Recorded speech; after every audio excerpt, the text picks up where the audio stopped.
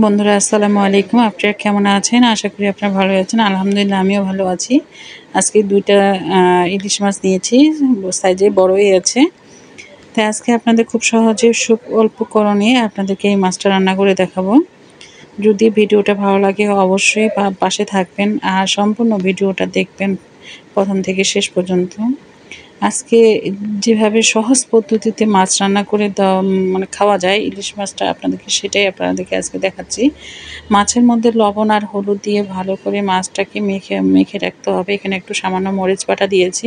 আমি কিন্তু সবসময় বাটা মরিচই ব্যবহার করি, বেশিরভাগই ব্যবহার করি। আর একটু দিচ্ছি তেল, দিয়ে কিছুক্ষণের জন্য আমি মেখে রেখে দেব।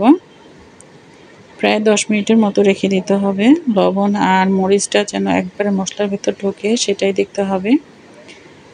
আর পাশেই আমি আরও কিছু কাঁচা নিয়েছি, যেরকম শুকনা মরিচ আবার বেটে নেব, জিরা, পেঁয়াজ সবগুলো একসাথে বেটে নেব। আর তার সাথে নিয়েছি সাদা কালো সরিষা।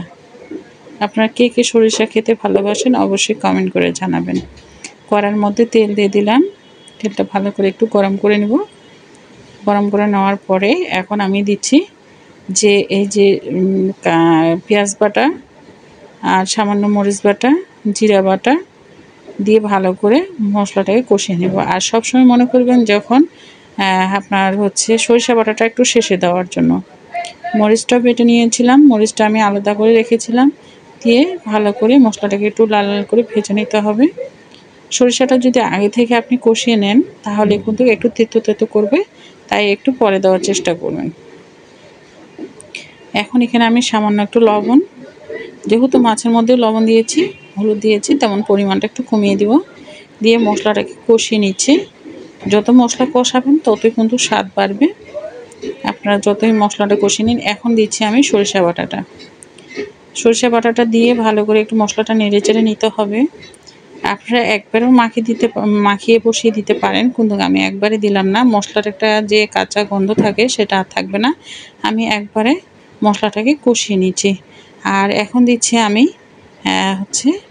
মাছগুলো দিয়ে একটু ভালো করে একটু নেড়ে চেড়ে নেব।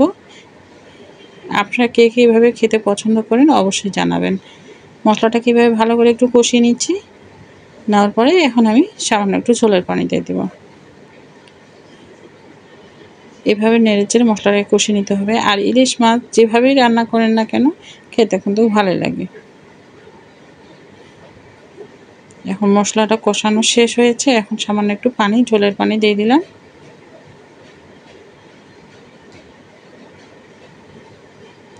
এখন দিচ্ছি 2টা কাঁচামরিচ উপর থেকে চিড়ে দিলাম। আর সামান্য একটু সরিষার তেল দিয়ে দিচ্ছি। দিয়ে কিছুক্ষণের জন্য ঢাকা দিয়ে রেখে দেব। চুলার আঁচটা একবারে কমিয়ে দেব। দেখুন বন্ধুরা, একবারে কিছুক্ষণ পরে দেখুন মাছটা খুব সুন্দর সিদ্ধ হয়েছে আর এত সুন্দর একটা ঘ্রাণ বের হয়েছে।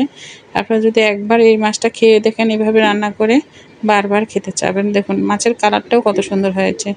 বন্ধুরা ভালো থাকবেন সবাই। আসসালামু আলাইকুম।